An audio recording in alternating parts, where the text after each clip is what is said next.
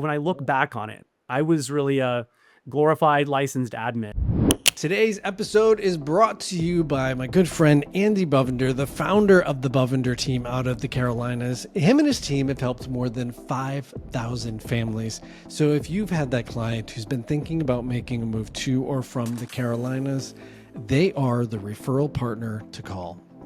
Today's episode with Zac Nelson out of Denver, we talk about his journey into the business, the systems and process they use to win business, and AI. With that, have you been just feeling like you need some more collaboration? You want to hang out with other agents and bounce ideas and possibly share some referrals? If so, scroll down and follow the link to learn more about the Inner Circle group. And as always, I'm your host and referral partner out of San Francisco, Shawn Kunkler. What's up, Zac? Thanks for doing this, man. Appreciate it. Absolutely. Thanks, Shawn. I'm really excited to be here. I've watched your show and some of the esteemed guests that you had on before, so I feel really honored to be here. Oh, dude. Well, thanks for listening along. I appreciate that. Yeah. It's funny.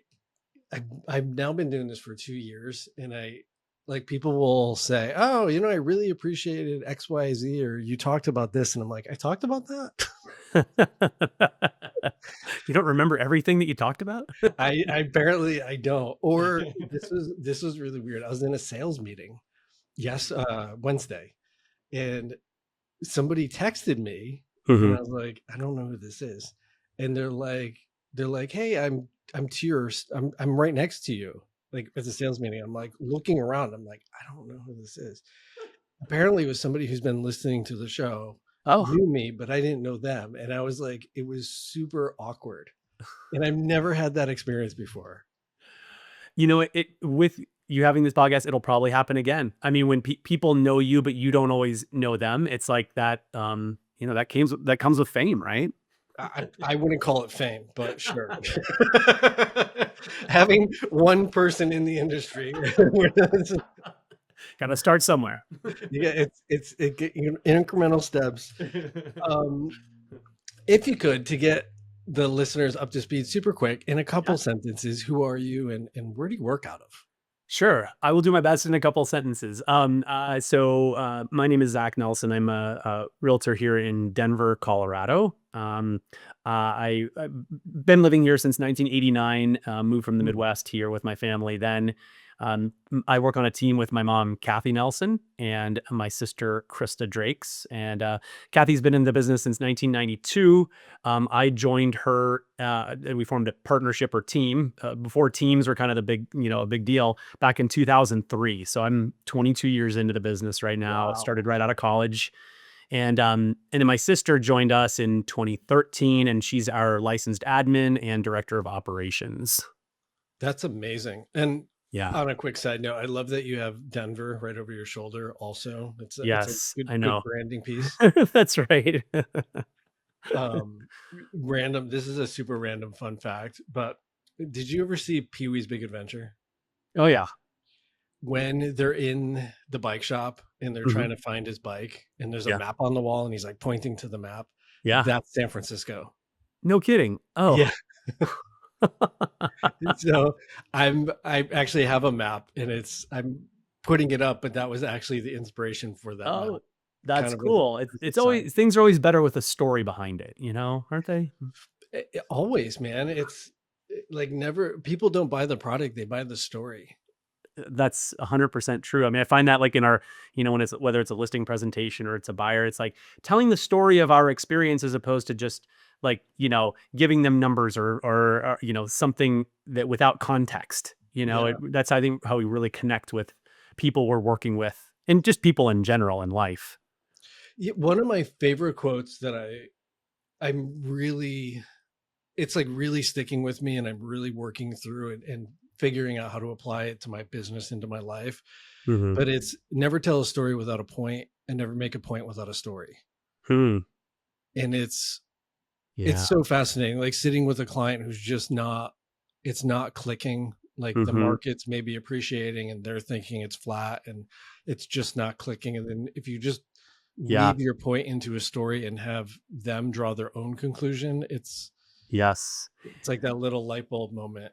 100%. And another thing too that I learned this years ago, um, to connect with people, like we all have our own personality styles. Yeah. There's various different tests, like the DISC assessment is one that we use, Yep. and Same. understanding who we are as a personality style, but then also understanding who we're talking to and learning what their personality style is so important, because Mm. when we can then mirror and match them, we can connect so much deeper with them, even if it's not our natural style. What people will do business with those who they like and trust, and that's how you build trust. 100%. I yeah, there's a lot of great books on it. There's obviously the DISC profile. There's a ton of profiles, Hmm. but I really, when it really all just comes down to being seen and being heard. Yeah. And when you strip away, there's things that in the animal kingdom that we recently got a puppy. Like there's things that dogs do to indicate they're kind or they're aggressive Right. or they're aloof. Like they naturally give triggers, and humans do the same thing. 100%. Yeah. Of It triggers, and then it's like, asking questions too, when we're in situations. People like to talk and talk about themselves. And so the more that we can ask the right questions, you know, the more that we, again, building that trust and more that we learn about them. yeah, Yeah. yeah. I think that's especially with newer salespeople Hmm. is they just barrage people with information, Yes. and it's funny. Years ago, I taught kung fu. I ran a kung fu Oh, school, and okay. I was taking training on being a better instructor, and the person teaching it was saying that beginners teach way too much. Mm. Intermediate students teach the right amount, Oh, and then advanced instructors teach way too much. And so mm. there's like a sweet spot when Yeah. you give the information, but then you let the people Mm. figure it out. And I think that's the same with conversations.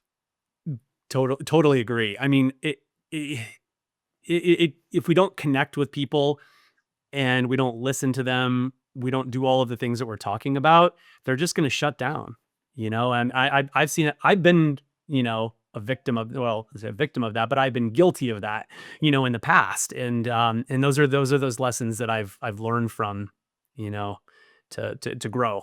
We're always Yeah. growing. We're never there. Yeah. I mean, that's the beauty of life is like Yeah. unfortunately you're done when you die. And so it's all just a constant process of learning, figuring Yes. out what you want to do more of and what you want to do less of. Yeah. Absolutely. It is. Yeah. But the what I enjoy about sales is it's a chess game. It's a masterful art form of like understanding and aligning and then realigning and readjusting to get sometimes just helping somebody understand or see something from a slightly different perspective, Hmm. so then you can actually help them obtain or achieve that goal that they're setting out to do. Right.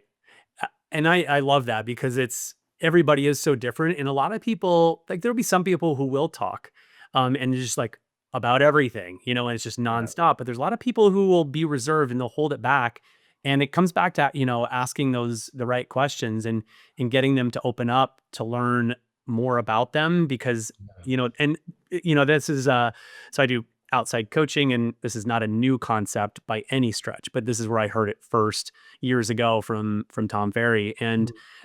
And it's that business is solving problems, and it's Sure. like, so getting to those problems and those objections that people have, then that's where, again, it goes back. Everything, so much of this is about connection and connecting with Yeah. people. And that's what, when you start, they see that you're empathetic and that you can help solve whatever problems they have, they're going to want to do business with us. Hey, friends, I have a small favor to ask. For me to continue to bring you outstanding guests who share their best kept secrets for growing a successful real estate business, please take a moment and hit that like button so agents like you can find this content. And also hit that subscribe button now so you don't miss out on any new episodes. Now, back to our show. 100%. And I mean, I think, to your point, that all weaves back to trust. Like Hmm. they have to trust you to be in a space to let you know this is the thing that we're actually concerned about, Right. and not feel it's vulnerable. I mean, Hmm. we help people usually with the number one investment of their life, talking Hmm. about significant amounts of money, and sometimes where their finances are at or where their challenges are, it's embarrassing and it's awkward. Yeah. It's like there's still a social taboo to talk about your bank accounts, and so it's Yeah. like it's very difficult. It's difficult and it's challenging, and I think being empathetic goes a long, long way. Yeah. Yeah. It's something I'm working with, well, knowing my mom my entire life and working with Sure. her. It's different when you work with family, and I'm fortunate that we all have a good relationship, but it's something that I've learned from, that was one of the very first lessons that, getting into business that my mom taught me. So I owe a lot to her, my Yeah, growth. that's one heck of a mentorship. Yeah. I know we joked before we started recording about I think the licensing, uh, all the rules and regulations around getting a license to be a realtor is it's way too easy, to be honest. So, And so true. I joke all the time and I say the bar is so low people just trip over it and they get into the industry. But It's a perfect analogy. I worked for my dad's machine shop and I did Uh, a tool and die apprenticeship. And uh-huh. I genuinely think that's what we should have. There should be, like you did with your mom, you did an Yeah. apprenticeship. You Yeah. worked hand in hand with somebody who is already a master of the art, Uh-huh. and you learned from them. And like that's Uh-huh. most all industries do that. It's interesting you say, putting in that in that perspective of the apprenticeship. It makes so much sense. Because well, let me put a pin in that for just a second. And you look at like what the media shows, the shows on TV, the $1 million listings, the selling Sunset, all of those shows. Yeah. It's just all the glitz and the glam and the money. And wow, it looks easy and fun and amazing, and all these beautiful people and all the things that are happening, and all the expensive cars they're driving. And that's so what I think so many people get enamored by, and they Mhm. think that maybe it's not going to look exactly like that, but if it looks kind of like that, this is going to be some amazing ride. And so I look back at like when and they get into the business, and that's what they think it's going to be right away. And when I started, I was 24. So mostly grew up in Denver, and, and, uh, uh, after college, I went to the University of Colorado at Boulder. Let's go Buffs. I graduated from there, and then a year later, I joined my mom. I was 24 years old in the business. And I looked like I was about 17, maybe 18 years old. So that didn't help me at the time. I'm grateful for, having youthful look now, but back then it didn't help me in business. And so I kind of used that as a crutch a little bit too. But I was a bit essentially my mom's apprentice. Like when I look back on it, I was really a glorified licensed admin, even though I felt that I was full time and I was doing the work. I was really just cutting my teeth and learning, and I needed that time to see where it's progressed and how my career's progressed since then. Yeah. Because without that time, I don't think I would have made it, in having that kind of apprenticeship without knowing that's what it was. Yeah. Um, I mean, there's so much to learn in this business. Mhm. There's so much. We just talked about sales.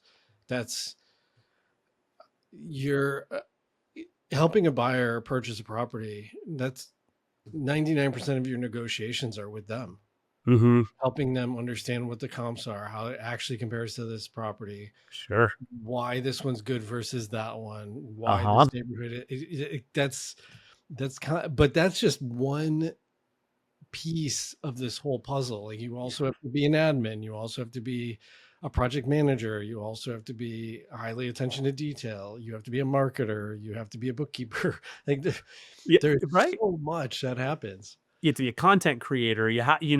There's like, I mean, when I started back in 2003, I mean, yes, the internet existed. There was no social media. There was no, none of it. None of that. YouTube, I don't even think was maybe started around and maybe a little bit after that. And, the Mhm. MLS was like, again, I'm dating myself, but we had, there was an online MLS, but there were still the MLS books that you'd do floor duty, where you'd be at the office. If anybody called between 10 and 12 and I was on floor duty, I'd have that whole like the bin that had, or the rolling cart that had all the MLS books that had the listings in it in paper. So, I mean, it was so much of the property brochures were like on I would create them on some, publishing like Microsoft Publisher. And that was about the extent of the advertising, you know? That's wild, man. I know, you think about where we are today, and it's like it seems like we're always trying to do nowadays in competing with our, colleagues and others in our markets, is like, what are our differentiators, and what, because everybody does, property photos, a lot of people do video, of course, and some of the other basics and open houses and things like that. But what is it that's setting us apart from the competition? And that's really the name of the game, why somebody should pick us Yeah. over the competition. Have you been completely neglecting your newsletter, social media, or any of your outbound marketing? If so, I have a solution for you. With little to no commitment, a virtual assistant can jump in and help you in those areas you just don't have the time for. For more information about hiring a virtual assistant, go ahead and follow the link in the description below. I think that's the perpetual question, because if you do something totally kick ass, you brand a property just incredibly well, and you come Hmm. up with this new amazing way to do video. Yeah. As soon as it sells and everybody sees it, all the agents in your market are going to be like, that's money right there. Hmm. And they copy it. And now Yes. that thing that was separating you is Yeah. what everybody else is doing. And now you have to go find that new. That's where it's hard, because Yeah. you have to look for shiny objects, but not get distracted by all the shiny objects, Hmm. because we're constantly needing to. I mean, if you just think about it, early internet, Hmm. pre-internet, was it was like letters and ads and yellow pages, Sure. and then and then it went to digital marketing, and then Hmm. digital newsletters. Everybody's got a newsletter now. Yeah. Everybody's got a YouTube channel. Everybody's on social media. And so it's like, Yeah. what's the new way you're going to stand out? And I genuinely think, with the rise of technology, AI specifically, which Hmm. I 100% feel is going to change the landscape Hmm. very fast. Oh yeah. But it's human connection is what it's Hmm. all going to boil down to, Hmm. because there's still a complexity about purchasing a home, Hmm. where you I think will need a trusted human Hmm. to collaborate with, because there's so many variables to it that Hmm. sometimes a human will just, with experience, Hmm. will just know. Like, you're in Colorado, they would like, hey, you know what, this house faces that direction, and with the angle of that driveway, you're not going to get out of it in peak winter. Oh yeah. I had that conversation with every buyer. Every buyer. Right. and Yeah. and but Those I think nuances. Yeah. and I think AI can figure out those nuances, but Hmm. I think it's going to be a long while. Yeah. And when you're investing 500, a million, 2 million, 3 million, 5 million, you Right. really don't want to buy that property that's Hmm. going to have that headache associated with it. Hmm. It'd be better, smarter to just work with that human.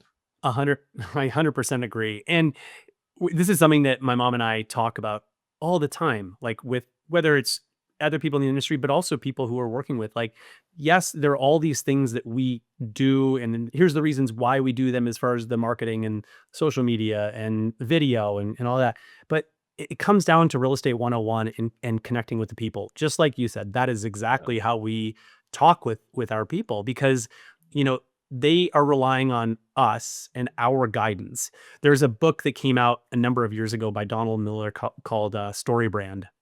And Mm, I mean, it was the gist of it is that it was, that we are the guide. We're not the hero in the story.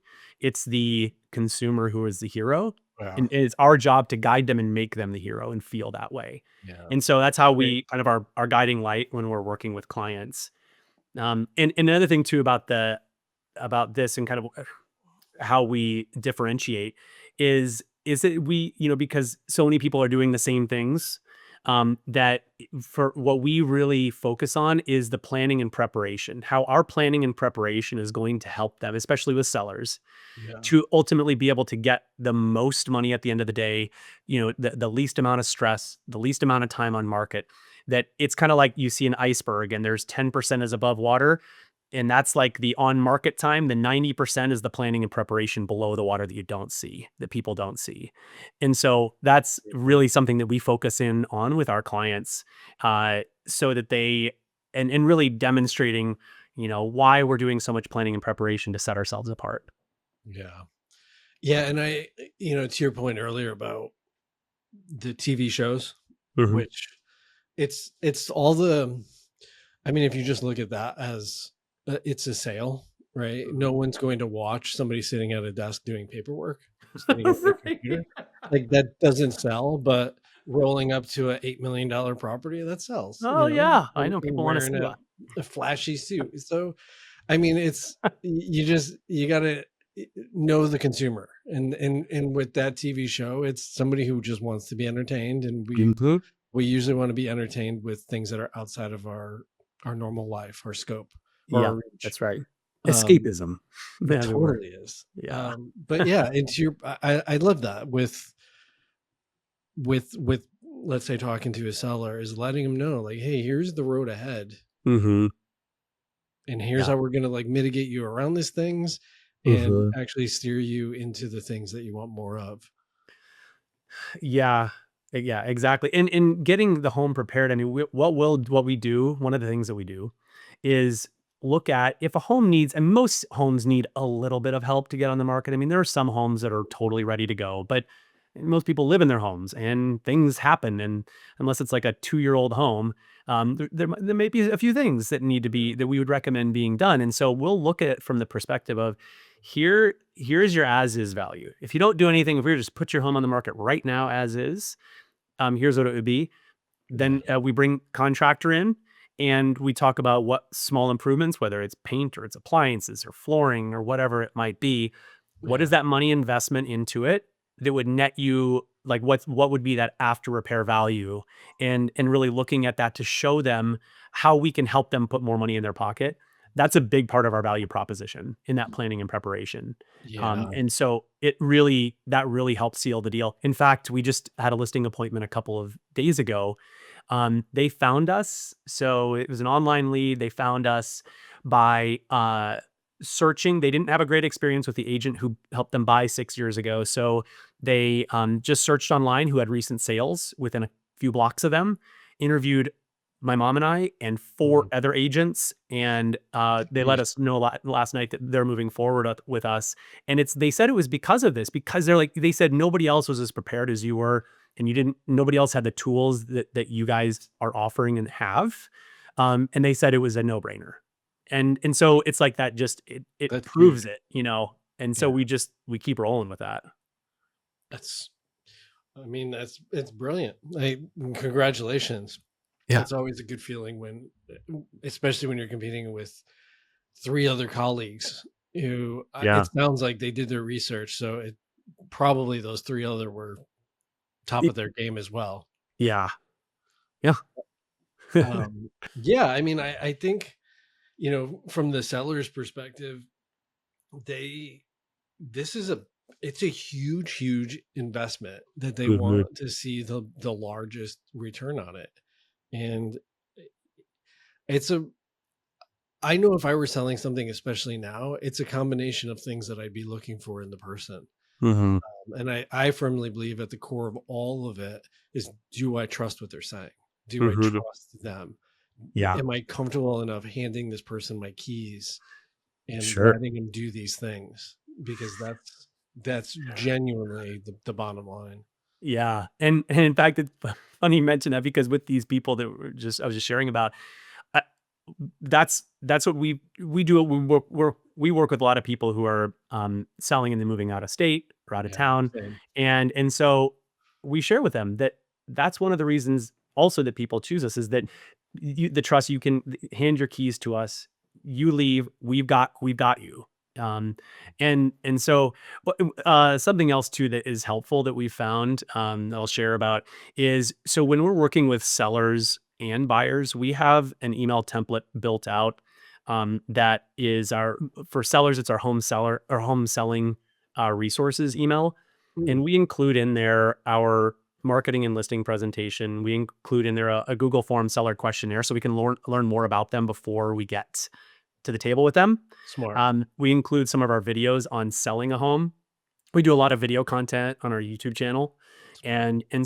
And then we also have on the buying side, we have a Denver relocation guide, we have our home buyer guide that we built, questionnaire and videos on buying. And so, that you talk about, and we send those before we meet with people. Yeah. So they're able to see our video content and learn who we are before we meet with them in person. And there's been a number of times where, people they've decided to work with us before we've even met with them. Because we'll ask them at the beginning of the appointment, at the appointment, based on everything that you've seen and what you've read and seen about us, do you feel comfortable moving forward with us or do you want us to go through our entire presentation? And and it happens more often than not that they say, well, we really know we want to work with you, but we would just like to hear what you have to say. So we've Yeah. already built that trust before we've walked in the door. That's and I don't think people realize how powerful video is, Mhm. because they can get to know you on a lot of layers. Like we were joked about it with the podcast at the very beginning of this conversation, is people are there for something, but they're Mhm. also getting to know you. And That's right. over time, they figure out really quick, do I like this person? Do I want to hang out with them? Mhm. And and if they're Sure. looking through, if they've committed their time to watch some of your videos and educate themselves on the process or your process of listing and selling, they're basically already forming their decision before they sit down with you. And Yeah. we know in human psychology, to build a relationship with somebody, it's frequency and duration. Mhm. And if they're watching a bunch of your videos, that's frequency. And if they're Mhm. longer videos with they're like really good put together, that's duration. And then by the Mhm. time you sit with them, you've you've compounded that. Yeah. And you're already leaps and bounds ahead of the person who's just meeting them literally for the first time. I know because I think about it like we always try to put ourselves in the consumer's shoes, and it's like if I was I'm a consumer, and I'm meeting somebody, I'm meeting a real estate agent for the first time, and I haven't, and of course I probably do some homework, but like if there is nothing that was being sent to me or nothing where the agent was being proactive about here's who I am, then Yeah. you're going into a cold. And so then you're trying to listen to what they have to say. You're trying to make judgments on, is this who I want to spend the next few months with Yeah. and who I want to trust, all of that, that it can be overwhelming for the consumer. So, helping them feel more at ease and comfortable going into it, I mean, it's a no brainer for us Yeah. and really is a differentiator. I wish I could remember the team, and I'm blanking on it. It'll probably come to me after we stop recording. But there's an agent, she's female, and Mhm. anytime anytime a buyer or seller asks a question, they will take the response Uh-huh. and create it into a blog Oh, and then yeah. make a video about it. Yeah. And so they have a huge video library about Yeah. like what is escrow, when will I get the keys, what's this, Mhm. what's that, and they basically have this huge huge Mhm. inventory of videos. The reality is 99% of the people aren't going to look at it, but Mhm. in terms of social proof, if they go to your site and there's Mhm. volumes of videos, just virtue of that, it Yeah. gives them a level of confidence in your ability, and it Yeah. implies that you've been doing this a little bit longer. Right. Yeah, yeah, that's true. And just for consumers, because they're we're consumers, all everybody out there, we're looking online and on social media to see, who is doing something. And in this day and age, if people aren't doing it or aren't doing some level of it, then it's going to be harder for people to connect. They want to True. know before they meet people who they're dealing with. Yeah. I mean, you know what? Amazon has ruined us, Oh yeah. right? Because what's the first thing you do? You find a product, you go to the reviews, That's it. like We're social proof. trained to do it. We're conditioned now. Conditions. Yeah. It's funny. I go like I'm like, you know what? This is a huge fail for like Walmart and Target, Mhm. and most all stores. Is next to the product, they should have a star or a review next to it. Mm. Because if I'm in the store, the first thing I do is I go on my phone, I look it up. But my Mhm. point with that is we have been conditioned to rely on socially other like what other people are saying Mhm. or the way things are perceived. And so if you have a ton of videos out there, it Mhm. naturally is going to pre-position you as more so of the authority. Yeah. It's the But social proof, I mean, it's like, 100% yeah, social proof. the video combined with online reviews, like, that's worth its weight in gold. I mean, It I know when I, like, traveled internationally last year and, trying to find a restaurant in Greece, in Athens, and, like, if it was less than 4.5 stars, we're like, "I don't know about that." exactly. You know? Um, so Too many choices. That's just it. Same thing with in our industry. There's yeah. there's a plethora of choices. Everybody knows 3 or 4 or 10 realtors. So, when there's that many choices, you've gotta stand out as much as possible. And I wish I can remember the book. Maybe it might have been like a Seth Godin book. I Mm, really don't remember. he's a But good there one. was two companies. Basically, one of them, it was this one company that sold olive oil, and they Mhm. had like 250 varieties. So Mm. you go in, it was just like floor to ceiling of bottles, all different types of bottles. Yeah. And then there was another place, and they did it as a kind of a case study. Uh-huh. They only had three options. Yeah. And the one that had three options did exponentially more sales Mhm. than the one with 250. And to your point, people just got overwhelmed. You know what? The perfect as soon as you started explaining that or sharing that, I immediately thought of Trader Joe's. I Yeah. could go into a regular other grocery store, we have King Supers here, which is a Kroger brand. And so you go in there and there's, like, 20 different kinds of ketchups and all that. You go to Trader Joe's, it's like there's one kind, you know? And I know, like, I can time myself. I'm in the grocery store about a third of the time if I go shopping at Trader Joe's versus the other. Yeah. And that goes, and I love this conversation, by the way. So that goes to brand and marketing. And Mhm. so, from a brand perspective with Trader Joe's demographically will punch in locations to where the colleges are because Uh, they're tapping into the younger demographic. Now, if you uh-huh. look at the brand, the flavor, it's a younger, it's got like a younger vibe. It does. It's like a playful, just it feels more playful. And then if you Mhm. look at price points, it's not catering to a luxury, it's catering to Right. a younger demographic. And Yeah. then within that, simple choice, but Mhm. good tasting food. Right. And then if they can bring it into their label, so they'll test outside of their label, Uh-huh. but then if it starts selling, like people actually are consuming it, basically if it's getting 5 stars, then Yeah. they'll white label it and put it under their own brand Oh, so they can get the cost down. And interesting. I that's didn't know basically that. their model.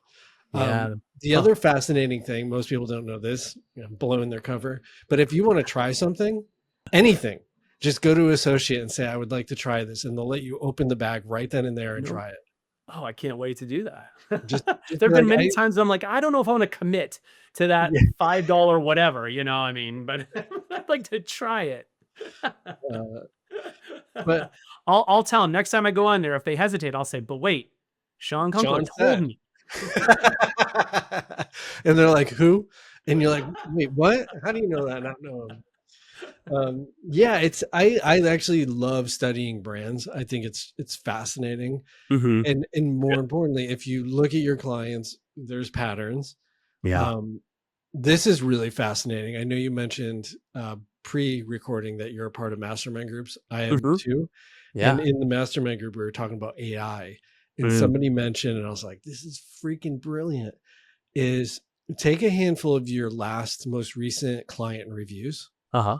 and put them into ChatGPT Okay. and then just ask it, like, what's the common theme that's being said about us? Uh-huh. That's And good. then you Yeah. can basically build an avatar, your Yeah. ideal client, around the reviews Huh. and then rewrite all of the copy to cater to that ideal buyer Huh. or seller. Yeah. That's cool. Crazy. That It's is so cool. I know. We've gone down this path in our mastermind group. I'm in one where we've got, we're like 14 strong across all different markets. We're all in different markets around the country. yeah. And so in talking about this, a couple of the things that we've discussed around AI are, and that I've done too, is uploading. So my one of choice is Gemini. I Yep. just like what it puts out.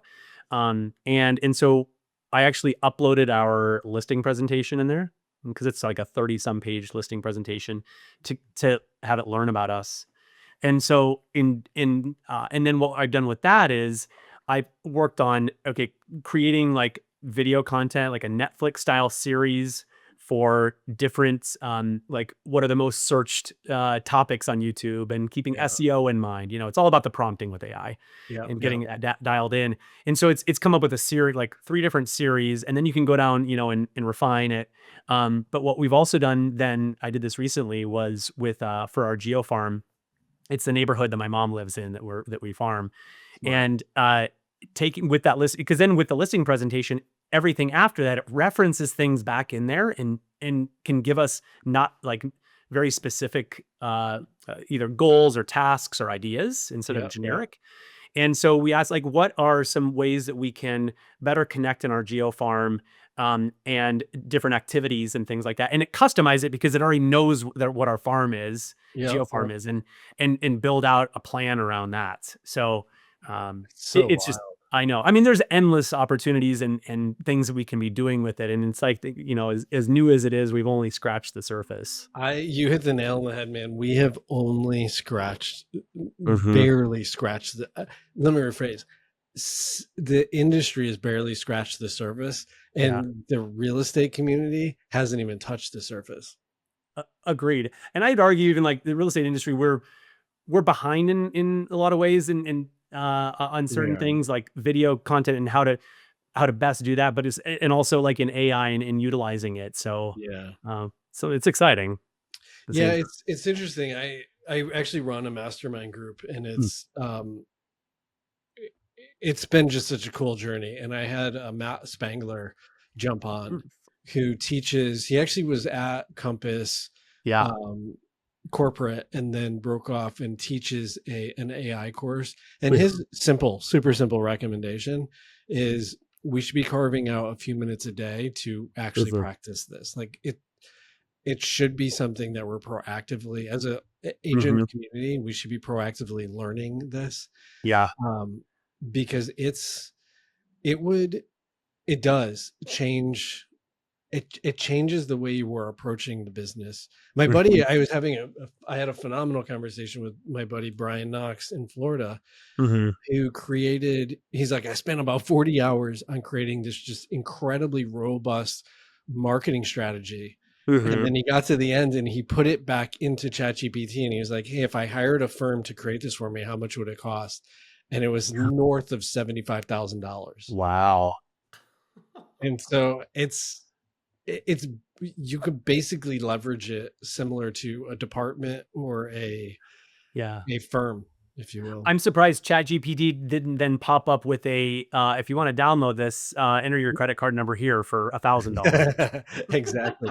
So here's a really smart prompt: is you say to it, like, I want to do X, Y, and Z. And then you Uh-huh. just add the prompt at the end. I'm Yeah. new to using AI. If there's a question I should be asking, let me know. Oh. Huh. So Yeah. it's coaching you to coach it better. Yeah, right. Like, dig deeper. Oh, I love that.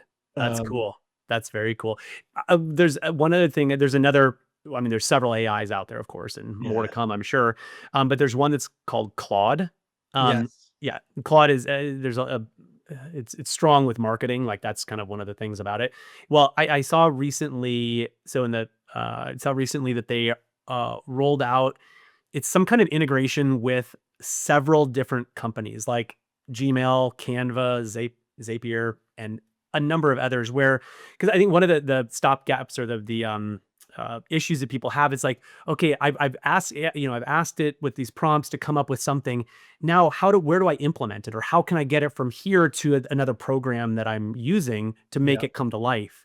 And so now with this, it's supposed to be able to integrate with like if you have something in Gmail, you have wherever maybe Canva or Mm, some other marketing site where then it can be created in that space.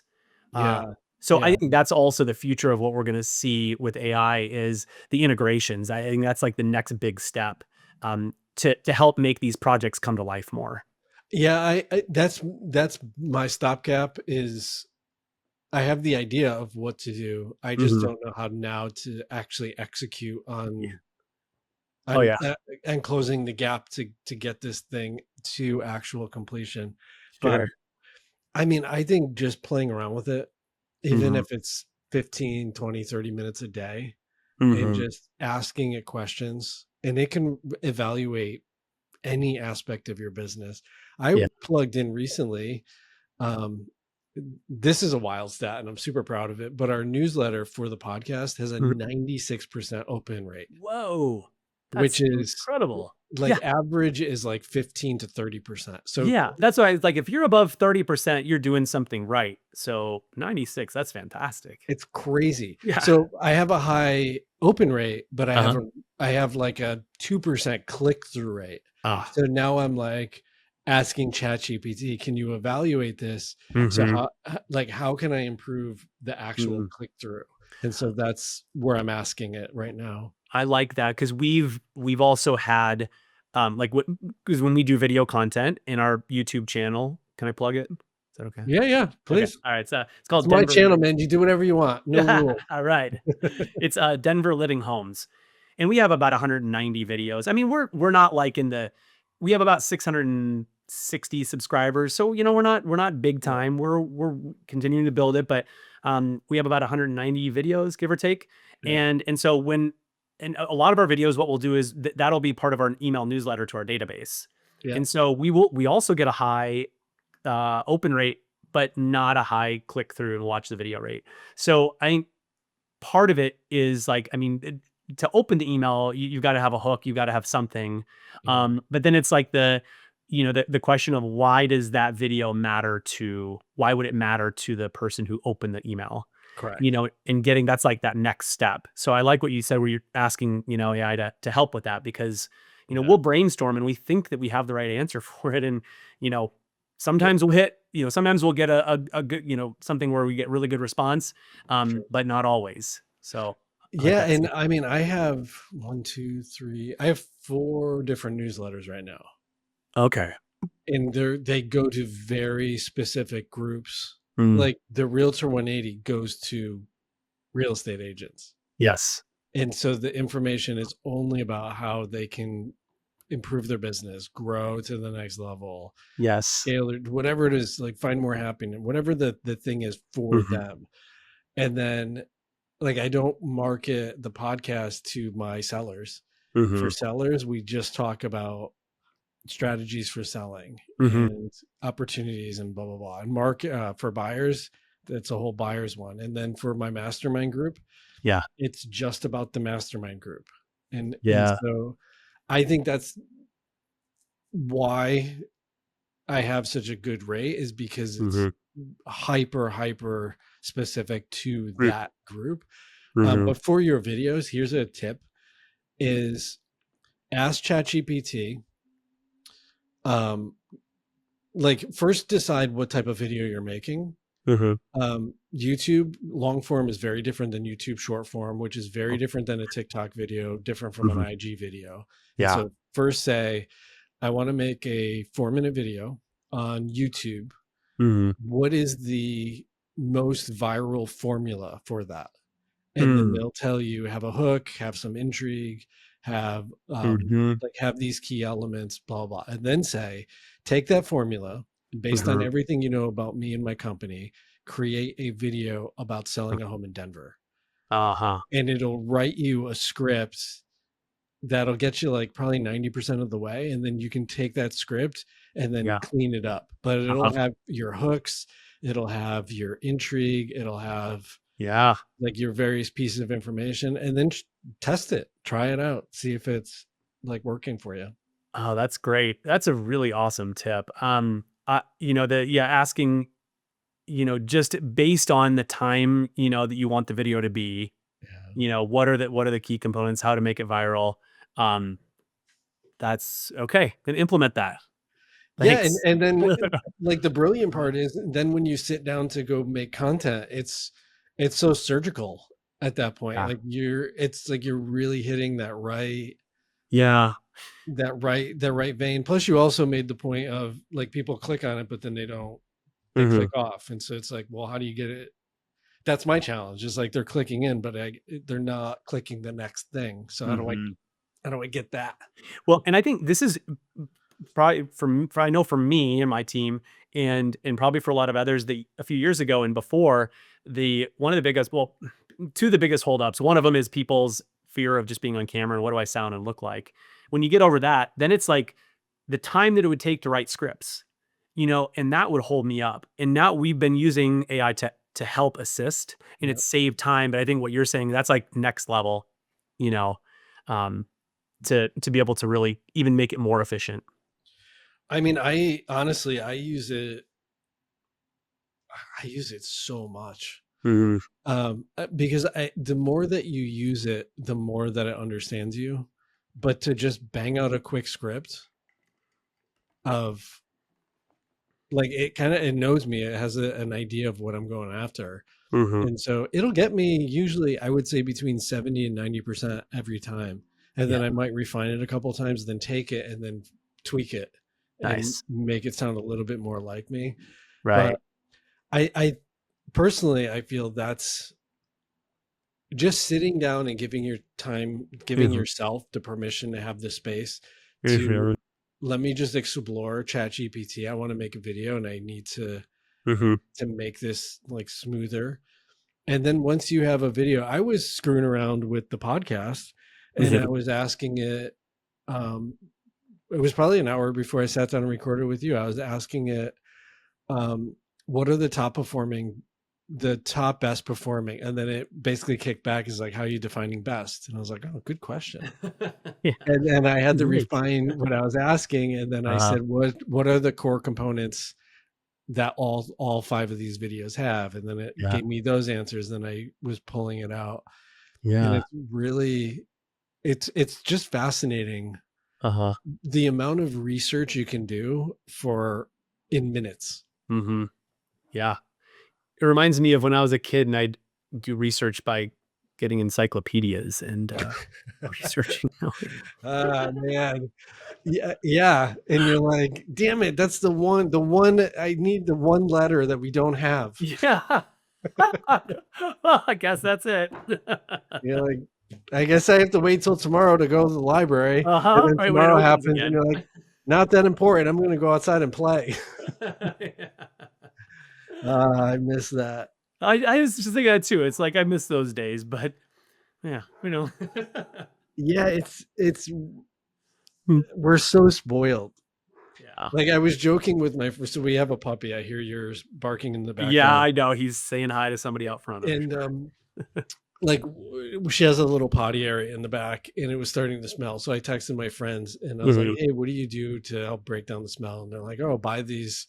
It's like this enzyme stuff. And Mhm. so I Mhm. ordered it on Amazon. This conversation happened like on Friday at 9 a.m. Mhm. And by noon, the thing arrived, and I took a picture and I sent it back to the group, and I was like, "This just arrived. I'm so disappointed it didn't come faster."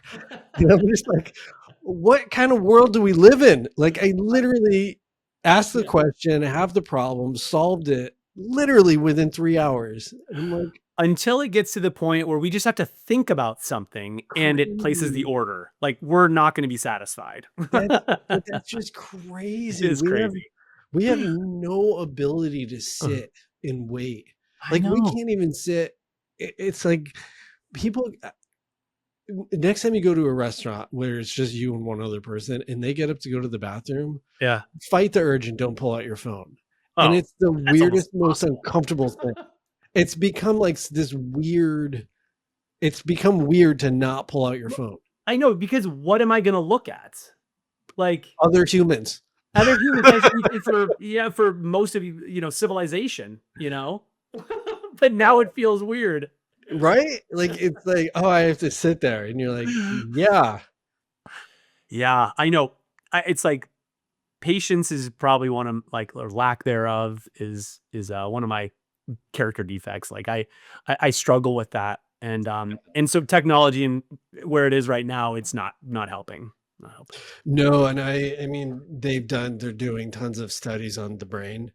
And Mhm. the more time that you do spend on social media, the more that your brain basically kind of, if I don't know the right term, but it fractionates. It Mm, basically just ping pongs around. I mm. always liken it to remember the old school popcorn machines? It's Yeah, just all this like shit bouncing around, but yeah. it's not one thing. Uh-huh. Whereas reading or meditating is actually very extremely helpful for our brains, and Yeah. it should be done in equal proportions to the amount of time we're consuming all this candy online. Mhm. I know. And as busy as our lives are, like, that's the go-to that most people go to, or, something that's mindless, that's gonna take, whether it's like, some streaming show or it's social media. And it's like, I think it's like being able to step back more analog, like we were saying, back when we were, much younger, and how things were, where we didn't have the technology to lean on. And it's like, there's some good things about that. It's like, that's why I love one of the reasons I love living in Denver is, I do a lot of outdoor activities. I go hiking. I'm actually going hiking this weekend with my son. We're gonna hike one of the 14,000-foot peaks here, and Oh, which one? yeah, it's called Mount Cameron. Okay. So, yeah, my son's 11, and so we're gonna go with, Good my for him. yeah, and we did one last year for the first time, his first one last summer, and so we're gonna do it again. We're gonna take our dog and head up there. So, just being able to get away, like, that's I think something for me where you Yeah. know, because this business can be so stressful and so demanding, and it's like we feel like if we take breaks, we feel guilty, and it's like Yes. the rest of the population who have jobs and careers, they take breaks, they Yeah. take time off, they take weekends off. So it's okay that I go up for a day and do a hike. Like, it's yeah, I need to do that to unplug and just be, you know, kind of Just be. centered, you Yeah. know. Yeah. And that's why I like having a team, and I tell you, like, for me, I need that because and then when I go away, then they can be here and helping. Yeah. Dude, So, I'm it's sad, but I've recently noticed and realized that I'm feeling more and more guilty hmm, anytime I pause for a minute. hmm, Um, so funny story for you, like two years ago, uh-huh. um, I grew up in Connecticut, and my Okay. cousins, I had three cousins who grew up in Massachusetts, and Mhm. then I moved out here. Another cousin, um, one moved to Rhode Island, two moved to Florida, then one moved from Florida to Colorado. Yeah. And I was texting with Lee, and I was like, just we're just shooting the shit, going back and forth. And he's like a triathlete and does like all these like extreme. He's like way more athletic than I am, Mm. and we were talking about him doing a triathlon and then all this like mountain biking and all this stuff. And then he's like, dude, you should come out here and do a 14er. And I was like, hell yeah. And then I was like, let's do it. And then like literally my next text was, what's a 14er? So I committed to it and then found out. And I was, Oh, backing out now. and then And then I literally bought a ticket, which was like 3 months from then. And I was Hmm. like, shit, I have 3 months to basically get my ass in shape Hmm. to do this. And so I bought a weighted plate vest. Hmm. And then I have a gym in my garage, but I bought a membership down the street because they had stair steppers. And I would do the weighted vest for like 30 minutes until I was dying to Uh-huh. get ready for that thing. And yeah, Good. dude, the 14er broke me. So Yeah. kudos to your son who did it at 10. Yeah. Yeah. And I've done, I mean, I think I've done maybe 9 or 10 so far. There's like 56 or 58 of them. Number of them I probably won't do just because it requires mountaineering gear and I don't have a desire to be hanging on the side of a mountain. Yeah. But I will share just briefly a story, and this is for anybody, out there who's like is interested in coming to Colorado, to hike a 14er. Um, it, so this is maybe 5 or 6 years ago. A friend and I, we were hiking Mount Elbert, which is the highest peak in Colorado, Mm. and we were, maybe a mile and a half into the hike and, through the trees. And then you eventually get to above tree line. Well, we weren't even above tree line yet. We were like still in the trees. And we come upon this group of about 15 or 20 people. And you can tell they're fish out of water. Like they're overloaded with gear. They have all this crazy amount. They're carrying these big jugs of water. And so we stopped to talk to them. They went on, proceeded to tell us, well, yes, we're from Maryland. We're here to hike Mount Albert. We just got in a day or two ago. We're hiking this, which you should never just go from sea level to hiking a 14er. You need to acclimate. So, and they said, we're doing this hike because in a month we have an expedition. We're hiking Mount Kilimanjaro in Africa. They hiked up, or we hiked up. We did the entire 14-mile, well, it's 14 miles round trip. We're coming back down. They had not even made it a mile past when we were coming down from where we had first What? seen them. And we had to help guide them down because they were so disoriented. Holy So jeez. Good luck. You're in it's stormy no joke. I mean, it's something you got to be real careful about. So, fun facts, I literally live at 6 feet above sea level. Ah. So I flew in and we went the next morning. And And how did you do?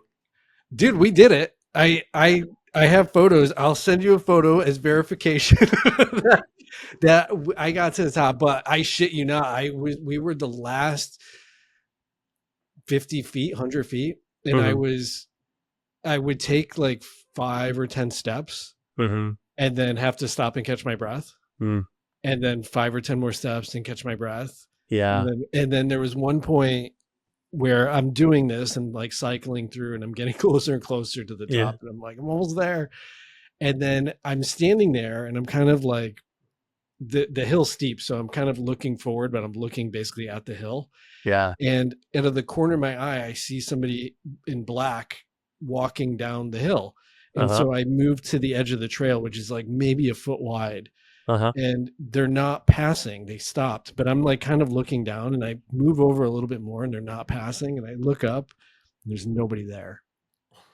I was like straight up hallucinating.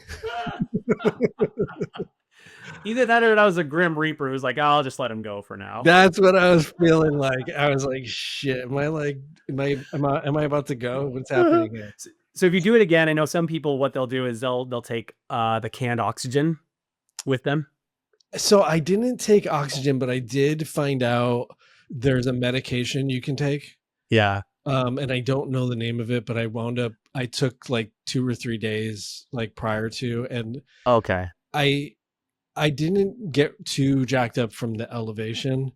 But it wasn't 100%, but Mm-hmm. I was good enough to get up and down in a day. I was literally, I flew in on a Friday and flew home on a Sunday. So like it was a masher trip. Like it was just like go, go, Mhm. go. And then I hadn't seen my cousin in years. So it's like I got in, we drank, we finished, we drank. Like it was like not, it wasn't great. But I have a little pin sitting on my behind me. It says Mount Quandary. And Oh, you got proof. All I'm right. very proud of it. That's great. That's I'm glad you survived to share the experience. Dude, yeah, it's you're inspiring me. I feel like I should text my cousin and be like, "Hey man." He just had knee surgery, so I'll probably be able to keep up to him this time. There you go. That's yeah. That's your chance. It's like whatever advantage I can get, I'm gonna take it. Yeah. Well, awesome, Zach, dude. This has been really fun. Just such a Yeah. refreshing conversation. I really Yeah. appreciate catching up with you. Definitely. This has Um, been I love this. Yeah. This has been a yeah, lot of man. fun. Yeah. So the next time I'm there, we'll have to go on some outdoor adventure or something. Yeah. Yeah, definitely hit me up. That would be a lot of fun. I'm down. Cool, man. Well, enjoy your day. All right. Thanks, Sean. See ya.